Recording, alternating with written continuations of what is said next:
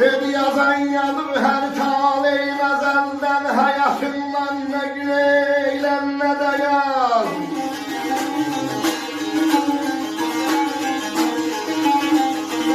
Aşık değer ne de yaz, ne derin ne de yaz. Ömreki faiz gezmek başar ne de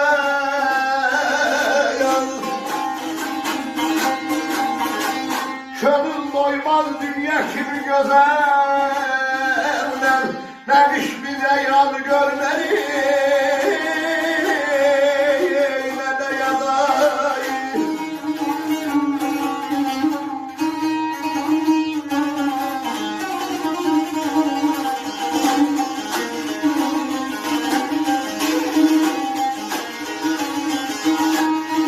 Yazan yazır her taleyi ezelden, hayatından ne gileyle ne de yaz.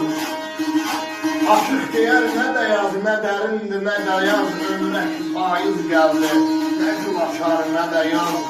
Gönül doymaz dünya kimi güzelden, ne dış bize yaz görmer ne de yaz.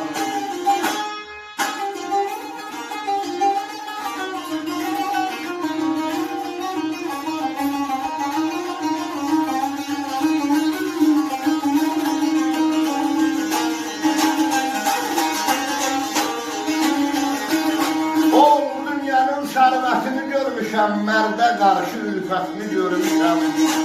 Aşıq deyər görmüşəm, dosta könül görmüşəm. Gahdan şirin, gahdan acı, hər şəklini görmüşəm. Babaların qeyrətini görmüşəm, sarsıtmadı. Ulan solğun nə dayan.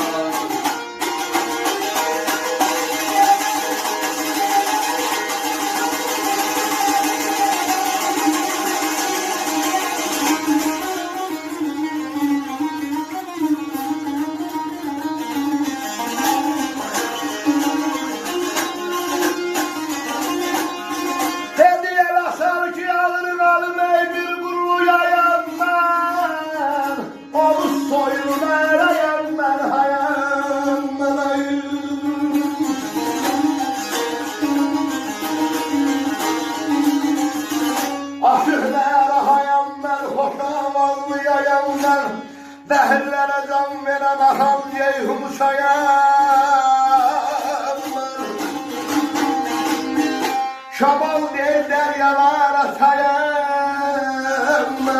Ağıl deyir və də yaşlar və də yalar.